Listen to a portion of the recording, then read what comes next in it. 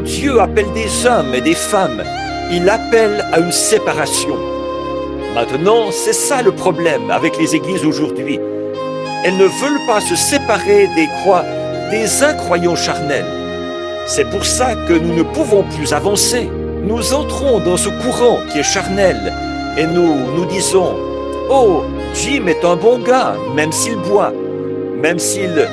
Et je vais avec lui au billard, mais je ne joue pas au billard. Je vais avec elle à la fête. Ils font des plaisanteries grossières et tout, mais pas moi. Sortez du milieu d'eux. C'est vrai, séparez-vous. Ne touchez pas à leurs choses impures, et je vous accueillerai, dit le Seigneur. Ne vous mettez pas sous un joug avec les infidèles, avec eux sous un joug étranger.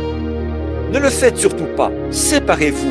Et Dieu a appelé Abraham à se séparer de toute sa parenté et à marcher avec lui.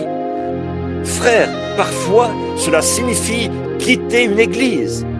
C'est ce que cela a signifié pour Paul. Il a dû quitter son église. C'est ce que cela a signifié pour beaucoup. Parfois, cela signifie quitter la maison. Parfois, cela signifie quitter père et mère et tout abandonner. Je ne dis pas que c'est ce qui arrive chaque fois, mais parfois, c'est ce qui arrive.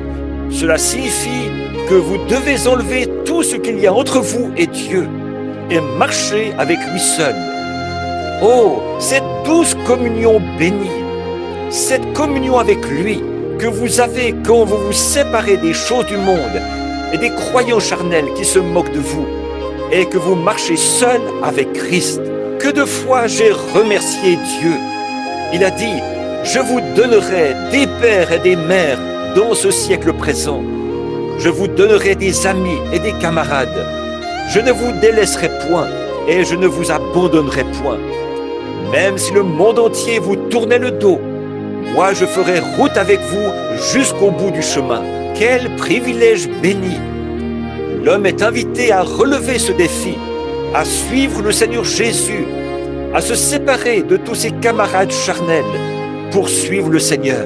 Si des gens semblent ne pas se conduire correctement et ne pas bien se présenter comme chrétiens, mais qu'au contraire, ils aiment les choses charnelles, le mieux est que vous cherchiez tout de suite un autre compagnon.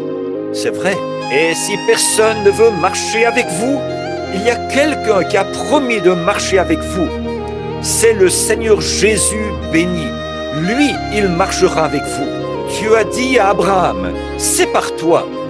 Et Abraham, tout humain qu'il était, il a pris avec lui son papa, il a pris avec lui le fils de son frère, son neveu, tous accrochés à lui. Et Dieu ne l'a jamais béni, tant qu'il n'a pas fait ce que Dieu lui avait dit de faire. Je ne dis pas que vous n'êtes pas chrétien. Ça non, je ne rejette personne du christianisme. Mais je dirais ceci, si Dieu vous a dit de faire quelque chose, il ne vous bénira jamais tant que vous ne l'aurez pas fait.